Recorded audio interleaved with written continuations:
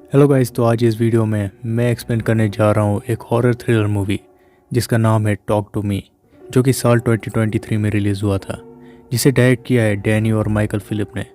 और ये एक A24 प्रोडक्शन की मूवी है, तो कॉन्सेप्ट तो बिल्कुल फ्रेश होगा। तो बिना कोई टाइम वेस्ट किए चलिए बढ़ते हैं मूवी की तरफ। तो मूवी स्टार्ट होता है एक लड़के से जिसका नाम है कोल, जो अपने भाई जो कि होता है डकैत, उसे एक घर में ढूंढ रहा था जहाँ पार्टी चल रही थी। और एक लड़का कोल को बताता है कि डकैत कुछ अजीब हरकत कर रहा है और उसने अपने आप को एक कमरे में लॉक कर दिया है। और फिर कोल उस कमरे का दरवाज़ा तोड़ देता है और वो डकैत को बाहर लेकर जाता है। लेकिन डकैत अपने भाई को एक चाकू से हमला कर देता है और फिर वो अपने आप को भी उसी चाकू से मार देता है। और फिर सीन शिफ्ट होता है एक गैदरिंग पे जहाँ होती है मिया। और आज के दिन उसके माँ के डेथ को पूरे 2 साल हो जाते हैं, जिसने सुसाइड किया था। और फिर मिया अपने घर चली जाती है जहाँ उसका बाप भी होता है। और इनके बात करने से पता चलता है कि मिया अपने बाप से किसी बात से नाराज़ है। और तभी मिया को अपने फ्रेंड जेड का कॉल आता है, जो मिया को अपने भाई को प्लेग्राउंड से पिक करने को बोलती है। और मिया वहाँ चली जाती है जहाँ होता है जेड का भाई, जिसका नाम है रायली। और ये रायली को अपने साथ लेकर घर की तरफ आ रही थी, लेकिन रास्ते में गाड़ी ड्राइव करते समय उन्हें एक घायल कंगारू दिखता है। और उस कंगारू को देखकर पता चलता है कि वो काफ़ी दर्द में है। तो रायली मिया को बोलता है कि इसको मार देते हैं ताकि उसे दर्द से मुक्ति मिल जाए। लेकिन मिया उसे नहीं मारती है। और मिया और रायली जेड के पास चले जाते हैं और मिया जेड को अपने ग्रुप चैट का एक वीडियो दिखाती है जिसमें कुछ स्टूडेंट्स किसी तरह का गेम खेल रहे थे जिसमें वो आत्माओं से बात करते हैं। और मिया जेड को उसी पार्टी में जाने को बोलती है जहाँ ये गेम खेल रहे थे। तो रात को ये तीनों मिया, जेड और रायली वहाँ चले जाते हैं। और ये घर होता है जॉस का और उसके साथ होती है हेली। और वहाँ कई स्टूडेंट्स भी आए थे। तो कुछ देर बाद हेली सबको गेम खेलने को बोलती है जिसमें जॉस के पास होता है एक हाथ जो उसने डकैत से लिया था, वही डकैत जिसने अपने भाई और खुद को भी मारा था। खैर, तो इस गेम को खेलने का एक रूल होता है जिसमें एक शम्मे को जलाया जाता है और फिर उस हाथ को पकड़ना होता है और फिर बोलना होता है टॉक टू मी। और फिर सामने एक स्पिरिट दिखाई देता है और बोलना होता है आई लेट यू इन। और तभी वो स्पिरिट गेम खेलने वाले के अंदर चला जाता है और टाइमर शुरू किया जाता है। और ये सब 90 सेकंड से ज़्यादा नहीं चलना चाहिए, नहीं तो स्पिरिट गेम खेलने वाले के अंदर ही रह जाता है।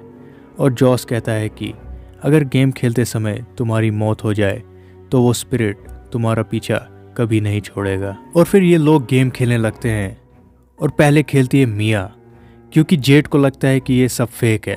लेकिन मिया को देखकर जेड हैरान हो जाती है क्योंकि मिया पूरी तरह से पोजेस हो चुकी थी। और मिया रायली को बोलती है कि वो लोग तुम्हें पसंद करते हैं, यहाँ से भाग जाओ। और मिया उस हाथ को भी नहीं छोड़ती है और टाइम भी 90 सेकंड से ज़्यादा हो गया था। लेकिन किसी तरह जॉस और हेली मिया से हाथ खींच लेते हैं और मिया भी नॉर्मल हो जाती है। और कुछ देर बाद ये लोग अपने अपने घर चले जाते हैं और मिया भी जेड के घर चली जाती है। लेकिन रायली रात को मिया के पास सोने चला जाता है क्योंकि वो शायद डर रहा था। और फिर रायली सो जाता है और मिया भी उसके बगल में होती है। और रायली के ऊपर हम एक डिमोनिक हाथ देखते हैं और ऐसा लगता है कि ये हाथ मिया का ही है। और फिर अगले दिन जेड और मिया हेली के पास जाकर बोलते हैं कि डेनियल को भी एक बार गेम खेलना है, जो कि जेड का बॉयफ्रेंड होता है। और फिर रात को जब जेड की मॉम नाइट शिफ्ट वर्क के लिए चली जाती है तब ये सभी वहाँ चले आते हैं और गेम खेलने लगते हैं। डेनियल जॉस से कहता है कि ये हाथ किस चीज़ का बना हुआ है, जिस पे जॉस कहता है कि ये सीमेंट का है। लेकिन इसके अंदर एक असली हाथ है जो कि किसी आदमी का था जो आत्माओं से बात करता था। लेकिन उसके मरने के बाद कुछ आदमियों ने उसका हाथ काट दिया और अभी भी एक हाथ कहीं पर है जिसका पता नहीं। खैर, तो अब ये गेम खेलने लगते हैं और डेनियल भी पोजेस हो जाता है और अजीब से हरकत करता है और बारी बारी ये सभी गेम खेलने लगते हैं। और अब जॉस और हेली वहाँ से जा रहे थे, लेकिन रायली और उसका फ्रेंड गेम खेलना चाहते थे, लेकिन जेड उसे मना करती है। लेकिन रायली नहीं मानता तो जेड गुस्से में आकर कमरे से बाहर चली जाती है। और फिर मिया रायली को बोलती है कि सिर्फ 60 सेकंड्स तक ही खेलना होगा। और फिर ये खेलने लगता है। और फिर जब रायली पॉजेस होता है तब राइली मिया से बात करने लगता है और मिया को पता चलता है कि राइली के अंदर उसकी माँ की स्पिरिट है और मिया भी उससे बात करने लगती है। लेकिन ये लोग टाइमर पे ध्यान नहीं दे रहे थे जो कि 90 सेकंड से ज़्यादा हो गया था। और फिर राइली अचानक से अपने सिर को टेबल से मारने लगता है और अपने आँखों को भी नोच रहा था, मतलब कि वो अपने आप को मारना चाहता था। लेकिन तभी जेड आकर राइली को पकड़ लेती है और उससे हाथ खींच लेते हैं। ये सब देखकर मिया काफ़ी डर जाती है और फिर वो एक दरवाजे के बाहर अपनी माँ के स्पिरिट को देखती है और फिर वो स्पिरिट गायब हो जाता है। और कुछ देर बाद एम्बुलेंस में राइली को हॉस्पिटल ले जाते हैं और मिया भी अपने घर जाती है, जहाँ उसका बाप मिया से पूछता है कि सच बताओ कि वहाँ क्या हुआ था। जिस पर मिया बोलती है कि जैसे आप मुझसे सब कुछ बोलते हो, आपने भी तो माँ के बारे में मुझसे कुछ छुपाया है। जिस पर उसका बाप चुप हो जाता है और मिया अपने कमरे में चली जाती है और ये अपने साथ उस हाथ को भी लेकर आई थी। और फिर ये राइली को देखने हॉस्पिटल चली जाती है, जहाँ पर राइली की माँ उसे राइली से मिलने नहीं देती और गुस्से में बोलती है कि क्या तुमने कोई ड्रग्स दिया था राइली को, क्योंकि सभी को पता है कि माँ के डेथ के बाद मिया ड्रग एडिक्ट हो गई थी। खैर, तो हॉस्पिटल में मिया को उसके माँ की स्पिरिट दिखाई देती है, तो ये उसका पीछा करते करते वॉशरूम में चली जाती है, जहाँ पर टॉयलेट का दरवाज़ा खुद ब खुद बंद हो जाता है और अंदर से आवाज़ आता है उसकी माँ का।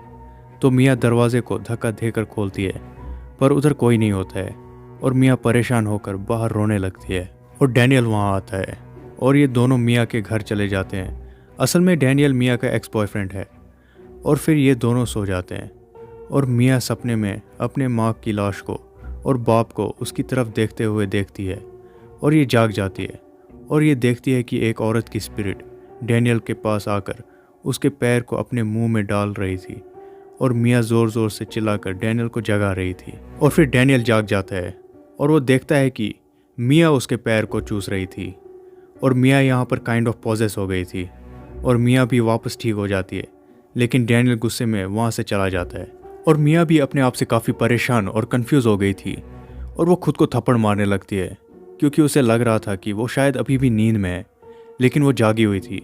और फिर वो उसी हाथ को ले आती है और अपने माँ को याद करने लगती है और फिर हाथ को पकड़ के वो टॉक टू मी कहती है और सामने उसकी माँ आ जाती है और वो उससे बात करने लगती है। और अचानक से उसकी माँ कहती है कि राइली को तुम्हारी मदद की ज़रूरत है और फिर दोनों एक साथ सो जाते हैं। दूसरी तरफ हॉस्पिटल में जेड राइली को गीले कपड़े से साफ कर रही थी, लेकिन राइली फिर से अपने आप को दीवार से मारने लगता है। मानो राइली के अंदर का जो स्पिरिट है वो राइली को अपने साथ लेना चाहती है। दूसरे दिन ये सभी फ्रेंड्स आपस में बात करने लगते हैं, जिसमें मिया बोलती है कि मुझे अभी भी स्पिरिट्स दिखाई देते हैं। और फिर जॉस कहता है कि डकेट को भी स्पिरिट्स दिखाई देता था, लेकिन उसने चाकू से मारकर खुद की जान ले ली। लेकिन जॉस कहता है कि उसका भाई कोल अभी भी जिंदा है। और फिर ये सब कोल से डकेट के बारे में पूछने चले जाते हैं। कोल के पास पहुंचकर ये लोग उससे मदद मांगते हैं, लेकिन कोल बोलता है कि अभी तक राइली के बॉडी को स्पिरिट ने छोड़ देना चाहिए था, लेकिन शायद गेम के दौरान स्पिरिट राइली के अंदर 2 मिनट से ज़्यादा देर तक था। ये सुनकर जेड वहाँ से गुस्से में जाने लगती है, क्योंकि मिया ने ही उन्हें ज़्यादा देर तक गेम खेलने को बोला था, क्योंकि वो अपने माँ के स्पिरिट से बात कर रही थी। लेकिन मिया जेड से कहती है कि शायद किसी ने गेम के समय शम्मे को बुझाया ही नहीं था, क्योंकि शम्मे को बुझाने से ही स्पिरिट वापस चली जाती है। और फिर मिया, जेड और डैनियल हाथ को लेकर हॉस्पिटल राइली के पास चले जाते हैं और फिर राइली का हाथ उस हाथ के साथ रखकर मिया बोलती है टॉक टू हिम और शम्मे को बुझा देते हैं, लेकिन कुछ असर नहीं होता। तो मिया उस हाथ के थ्रू राइली के स्पिरिट से बात करने की कोशिश करती है और सामने एक लड़की की स्पिरिट आ जाती है और फिर वो लड़की मिया को राइली के स्पिरिट के पास ले जाती है और उधर मिया देखती है कि राइली को बहुत सारे इविल स्पिरिट्स काट रहे थे और राइली काफ़ी दर्द में था। और तभी यहाँ जेड मिया से हाथ छीन लेती है और मिया ये सब देखकर काफ़ी डर गई थी, तो ये वापस अपने घर चली जाती है। और घर पे उसका बाप मिया से कहता है कि मुझे तुमसे माँ के बारे में कुछ बात करनी है, और ये उसकी सुसाइड नोट्स पढ़ने लगता है, जिसमें मिया की माँ कहती है कि वो एक ड्रग एडिक्ट थी, इसलिए उसने सुसाइड किया था। लेकिन मिया को अभी तक लग रहा था कि उसकी माँ का डेथ गलती से ज़्यादा स्लीपिंग पिल्स खाने के कारण हुआ था। और फिर मिया मिरर में अपनी माँ के स्पिरिट को देखती है, जो बोलती है कि उसका बाप झूठ बोल रहा है। तभी मिया अपने कमरे में चली जाती है, जहाँ उसकी माँ मिरर के थ्रू मिया को बोलती है कि उसके बाप के अंदर भी इविल स्पिरिट आ गए हैं तो तुम्हें उसे मारना होगा, तभी वो आज़ाद हो जाएगा। कि तभी मिया के कमरे में उसका बाप दरवाज़ा तोड़ के आ जाता है और मिया पर हमला करता है, लेकिन ये सब मिया का इमेजिनेशन था। लेकिन उसी वक्त सच में उसका बाप कमरे में आता है और ये उस पर कैंची से स्टैब कर देती है। दूसरी तरफ हॉस्पिटल में जेड को मिया का कॉल आता है और मिया बोलती है कि राइली को ठीक करने का तरीका मुझे मिल चुका है, और ये जेड को अपने पास घर पे बुलाती है और जेड मिया के पास घर में चली जाती है। लेकिन मिया होती है हॉस्पिटल में ही और ये राइली के पास जाती है और ये देखती है कि राइली के पास एक बूढ़ी औरत का स्पिरिट है जो मिया से बोलती है कि हम राइली को जाने नहीं देंगे।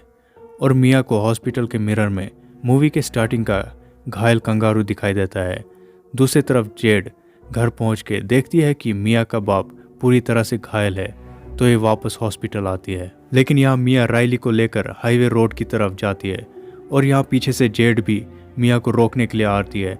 लेकिन हम देखते हैं कि यहाँ मिया गाड़ी के सामने आ जाती है, जिससे मिया की वहीं मौत हो जाती है। असल में मिया समझ गई थी कि इविल स्पिरिट राइली का पीछा उसके मरने के बाद भी नहीं छोड़ेंगे, इसलिए वो अपनी जान दे देती है, जिससे कि राइली के बदले वो अपने आप को इविल स्पिरिट्स के हवाले कर देती है। और अगले सीन में हम देखते हैं कि मिया की स्पिरिट हॉस्पिटल में होती है और वो देखती है कि राइली ठीक हो गया था और उसका बाप भी ठीक था। और अचानक से हॉस्पिटल के सभी लाइट्स ऑफ हो जाते हैं और चारों तरफ अंधेरा हो जाता है।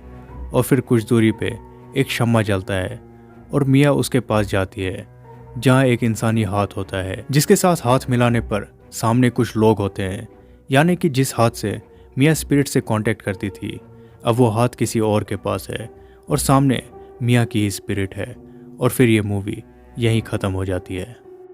तो दोस्तों, ये थी टॉक टू मी मूवी की एक्सप्लेनेशन। अगर आपको ये वीडियो पसंद आई तो लाइक, शेयर और सब्सक्राइब ज़रूर कर देना। तो मिलते हैं अगले वीडियो में, तब तक के लिए बाय बाय।